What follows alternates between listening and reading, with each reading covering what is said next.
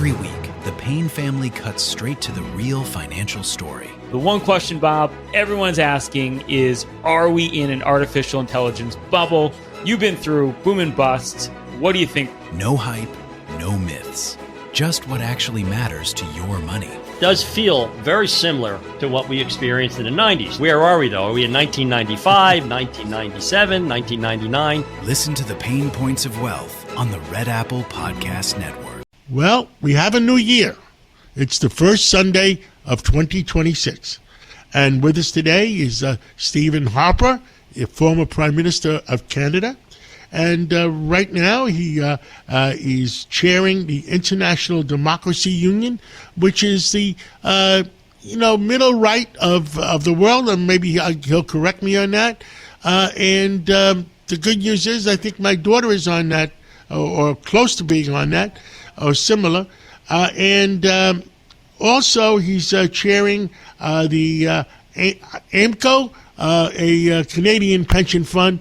And well, Mr. Prime Minister, it's so good to talk to you on this first Sunday of New Year's. And tell me, I mean, you were Prime Minister for 8 years. You've traveled the world. You've been all over the place. You've been to the Far East with the Saudis. You've been to Brussels. You're traveling the entire world. And I think you have a conference coming up in Washington. Give us a update of where you have.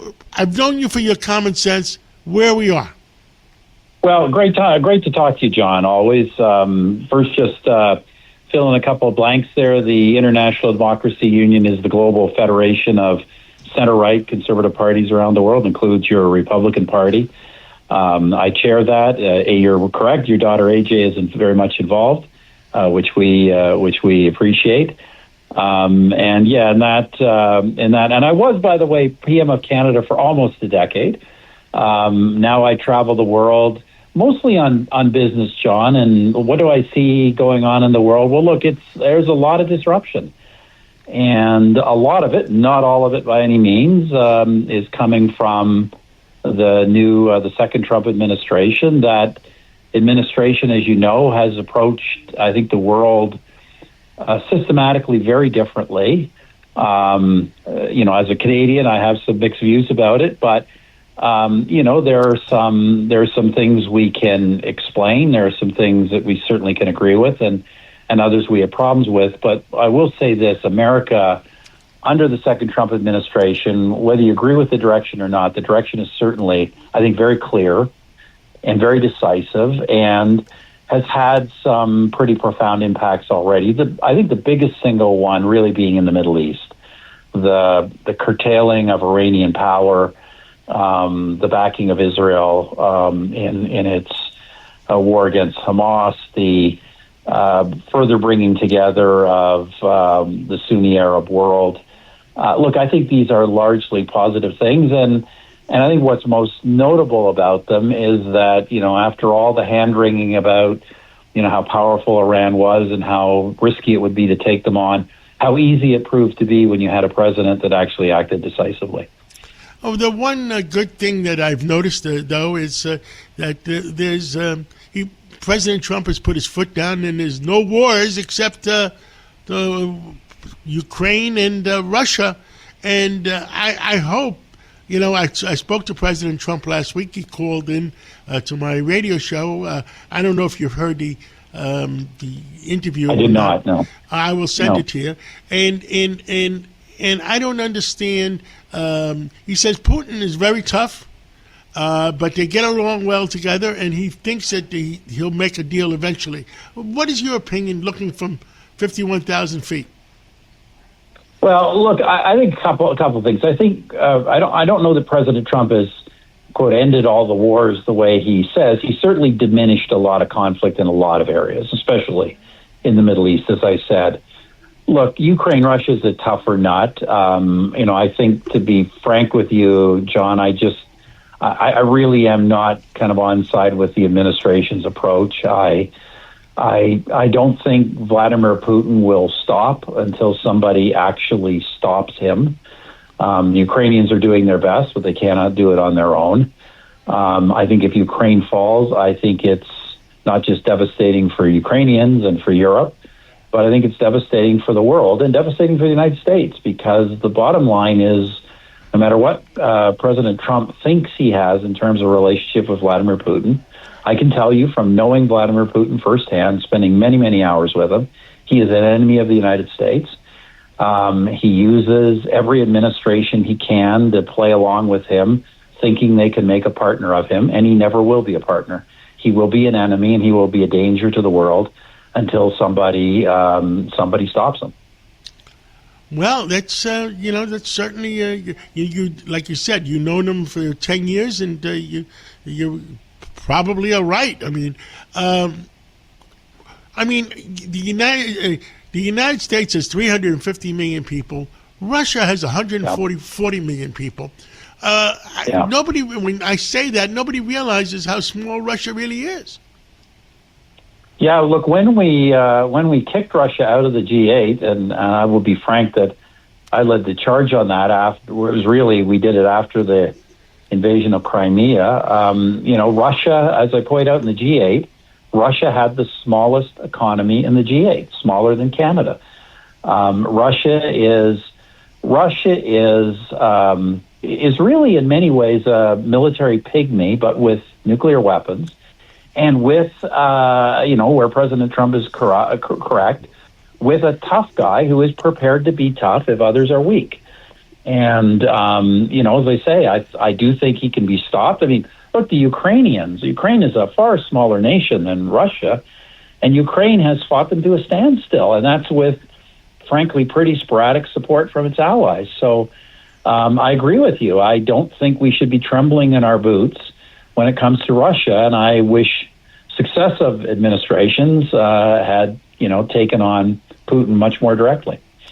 And if you were in the Oval Office and President Trump asked you for advice, what would you say to him? Boy, that's a really tough question. There's so many things I could talk to President Trump about. I'd obviously emphasize that I think our two countries, John, are the closest in the world, and we really should fix whatever is bothering this relationship. In terms of Russia, Ukraine, I just emphasize Putin is not your friend. He's never going to be your friend. Don't think otherwise. And the day Putin has somebody who will stand up to him with the full might of the United States and NATO, he will back down. And that is the only way to end this. I understood. You've gone to the Far East many times. You're coming to, I think you're coming down to Washington for a conservative meeting. Tell us about your organization bringing all the conservatives and the Republicans in the United States together. Well, this is an organization, John. We actually had our annual meeting in Washington just a couple of weeks back. This is an organization, the sort of alliance of conservative parties, that goes back to the administration of Ronald Reagan. It was Reagan and Vice President Bush with Prime Minister Thatcher and German Chancellor Helmut Kohl who set us up in the way back then, 43 years ago, I guess now.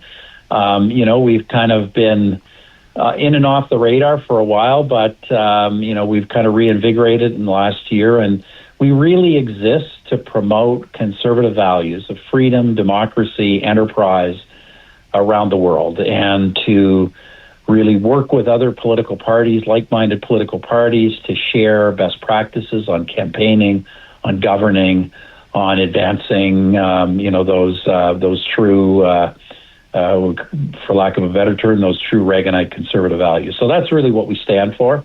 I'd say we've got some 80 parties, close to 80 parties around the world. Obviously, most of them in the developed world, but a smattering everywhere. And look, it's the truth is, John, it's not a great time for our movement. Democracy, markets, free enterprise, freedom. A lot of these things are in retreat in a lot of places, and it has us concerned. But we do what we can to fight for the cause. Last subject. Iran, Israel, Gaza.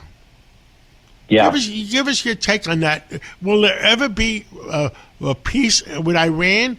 There's rumors around that they have their own domestic problems right now. Well, there'll never be peace with the current regime in Iran. The current regime is a theocratic regime. These are true believers. They are fanatics who, believe that the world should be converted to radical Islam, and that anyone who stands in their way is a satanic force. Israel is the little Satan, and America and its allies are the great Satan. And this is how these people think. At some point, I think they will fall. The regime is detested within the country. The current supreme leader has been there for over 30 years now, but is very sick. At some point, he'll pass. Perhaps there'll be change. But look, in the meantime, credit to the Trump administration for, severely damaging their nuclear program for the foreseeable future, for reducing, basically eliminating a lot of Iran's proxy empire that was causing so many wars in the Middle East, including the Hamas war against Israel. Having Iran defanged really provides the opportunity for an era of peace and prosperity in the Middle East. I credit the Trump administration for the work it has done on the peace process. It's made tremendous progress. Obviously, Abraham Accords before that. But I listened to my friend Bibi Netanyahu the other day, and I think he made the key point, John, that what's standing in the way now is the disarming of Hamas. Hamas has to be disarmed. The problem we've got is no one in the world, not the Arabs, not your country or mine, really wants to go in and do that. Only the Israelis are prepared to do that, and for various reasons, the world has asked the Israelis to stop doing it. So, look, until that happens, it's hard to get further progress. Understood. Well, Prime Minister, former Prime Minister, I hate to say the word former, Prime Minister, you'll always be Prime Minister to me. John, you can say Prime Minister. The reason we love Americans is you keep the titles. Thank you. Prime Minister Stephen Harper, thank you so much for coming on this first Sunday of 2026. And we pray for our mutual countries, and we pray for peace in the world. And thank you for continuing to work towards that. And the world is a better place the harder me and you work. Thanks for having me, John. All the best of 2026 to you, to the family, and to your listeners. God bless you, and God bless America. And when I say America, I mean Canada and the United States. Thank you so much. God bless. Every week, the Payne family cuts straight to the real financial story. The one question, Bob, everyone's asking is, are we in an artificial intelligence bubble? You've been through boom and bust. What do you think? No hype, no myths. Just what actually matters to your money. Does feel very similar to what we experienced in the 90s. Where are we, though? Are we in 1995, 1997, 1999? Listen to the Pain Points of Wealth on the Red Apple Podcast Network.